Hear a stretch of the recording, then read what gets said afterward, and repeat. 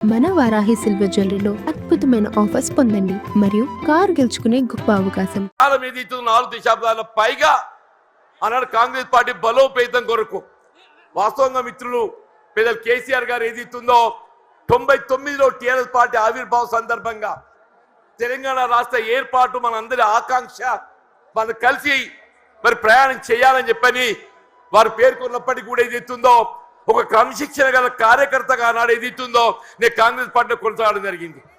ఇవాళ ఏదైతే తెలంగాణ రాష్ట్ర ఏర్పాటు ఆకాంక్ష యావత్ తెలంగాణ ప్రజల యొక్క లక్ష్యం, ఇవాళ మన యొక్క జన్మ హక్కుగా భావించి ఏదైతుందో పెద్దలు కేసీఆర్ గారు తెలంగాణ రాష్ట్ర ఏర్పాటు ఉద్యమ నాయకుడిగా ఆనాడు ఏదైతుందో వారి శాసనసభ్యుడిగా డిప్యూటీ స్పీకర్ ఏదైతుందో పదవికి రాజీనామా చేసి ప్రజాక్షేత్రంలో ఏదైతుందో వీళ్ళ యావత్ తెలంగాణ సమాజాన్ని జాగృతి చేసే విధంగా ఉద్యమించడంతో తెలంగాణ రాష్ట్ర ఏర్పాటు కల సాకారమైంది అని చెప్పక తప్పదని చెప్పంటున్నా. అటువంటి యొక్క కేసీఆర్ గారి యొక్క నాయకత్వంలో వీళ్ళ వాస్తవంగా మరి నేను ఎదుర్కొంటున్నటువంటి యొక్క మానసిక ఇబ్బంది దృష్ట్యా మరి వారు ఏదైతుందో పెద్ద మనసుతో నాకు చేయుతనిచ్చిండు. మరి పెద్ద మనసుతో నాకు చేయుతనిచ్చేదితుందో ఇలా ఒక ఉద్యమ రథసారథిగా బీఆర్ఎస్ పార్టీలో చేరి ఇలా తెలంగాణ రాష్ట్ర ఏర్పాటు వాస్తవం వారు దశాబ్ద కాలం 2 పర్యాయాలు ముఖ్యమంత్రి ఏదైతుందో తెలంగాణ రాష్ట్రాన్ని వీళ్ళ జాతీయ స్థాయిలో కాకుండా అంతర్జాతీయ స్థాయిలో దాన్ని నిలబెట్టడం జరిగింది. మరి అటువంటి ఒక రాష్ట్రం ఏదైతుందో ఆనాడు కాంగ్రెస్ పార్టీ ఇవాళ ఏదైతుందో ఒక ఇంకా మెరుగైన రీతిలో పాలన ఇవ్వడం జరుగుతుందని చెప్పినటువంటి భావన ఆశల పల్లకిలో ఊరిగింపజేయడంతో ఏదైతుందో మరి మొన్నటి 23 ఎన్నికల్లో కాంగ్రెస్ పార్టీ అధికారానికి వచ్చింది. కానీ వాస్తవంగా జరిగింది ఏంటి అనేది మనం ఒకసారి ఆలోచన చేయాలని చెప్పి అంటున్నాను.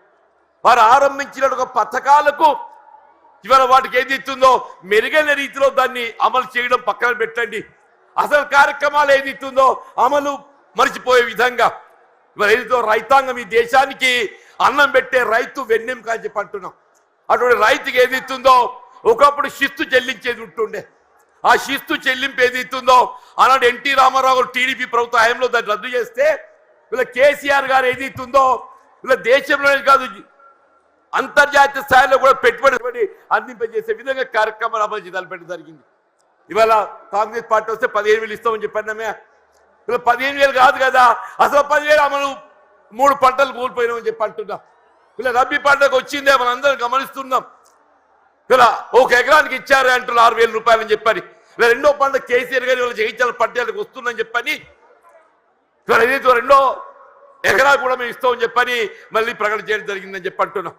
మనం ఏ కార్యక్రమాన్ని తీసుకుందని చెప్పి అంటున్నాను. నేను కళ్యాణ లక్ష్మి ఆడబిడ్డల పెళ్లికి తోడ్పడే విధంగా ఏదైతున్నదో వారు 50,000 నుండి ఆరంభింపజేసి 1,00,000 రూపాయల ఆర్థిక సాయం అందింపజేయడం చెప్పి అంటున్నాం. కాంగ్రెస్ పార్టీ ఏదైతుందో తులం బంగారం జోడిస్తామని చెప్పన్నారు.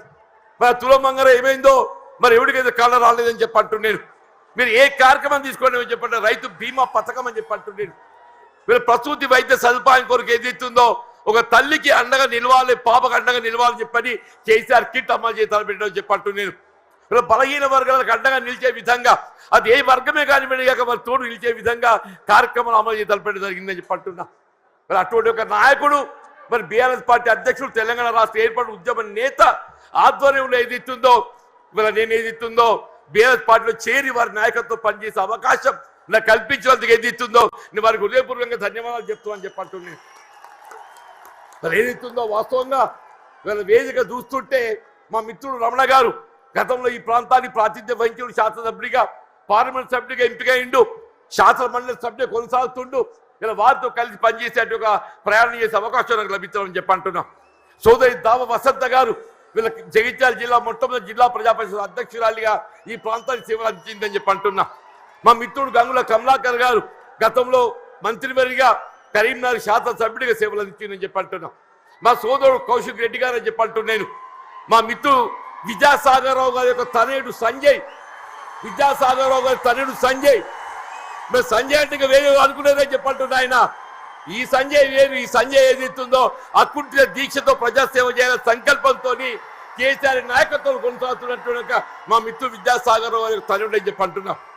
ఇలా జిల్లా బీఆర్ఎస్ పార్టీ అధ్యక్షుడు విద్యాసాగరరావు గారు మనందరినీ సమన్వయం చేస్తాను ముందుకు వచ్చేటువంటి సోదరుడు పల్ల రాజేశ్వర రెడ్డి గారు, వేదికపై ఉన్నటువంటి ఒక శాసన మండలి సభ్యులు ఇవాళ ఇంకా ఇతర మిత్రులు అందరూ కూడా అందరికీ నేను చేతులు ఎత్తి నమస్కరిస్తున్నాను చెప్పి అంటున్నాను. ఇంతకాలం ఏదైతుందో వాస్తవంగా కేసీఆర్ గారు అంటే నా మొదటి నుండి గౌరవం, ఇద్దరికి వ్యక్తిగతంగా అనుబంధం ఉందని చెప్పి అంటున్నా. మేము ఏదైతుందో విద్యార్థి దశ నుండి మేము కలిసి ప్రయాణం చేసినటువంటి వాళ్ళం.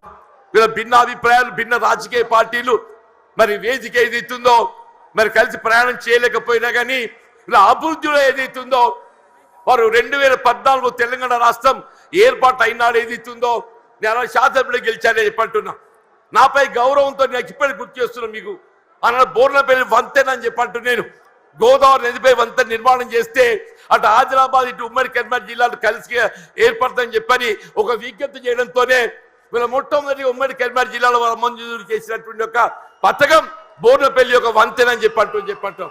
ఇలా అభివృద్ధికి ఏదైతుందో రాజకీయాలు లేవు, అభివృద్ధికి రాజకీయాలు లేవని చెప్పంటున్నా.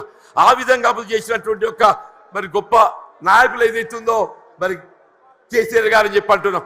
మిత్రుడు కొప్పుల ఈశ్వర్ గారు ఏదైతుందో ధర్మపురి శాసనసభ్యుడిగా వీళ్ళ మంత్రి వర్యుడిగా చెప్పంటూ నేను వారు ఏదైతుందో రోడ్ల వాగు ఆధునీకరణ వారి యొక్క ఈ ప్రాంతం అంతా సస్యశ్యామలం కావాలని చెప్పంటే ఆ ఆధునీకరణతో అది సాధ్యమవుతుందనే ఒక భావనతోని మరి కొప్పుల ఈశ్వర్ గారు ఏదైతుందో మరి కేసీఆర్ దృష్టి తీసుకెళ్లడం, వారు ఏదో మంజూరు చేయడం, మరి ఏదైతే ఉందో మన మొత్తం ప్రాంతం జగిత్యాల కానీ ధర్మపురి కానీ చెప్పి అంటున్నాం.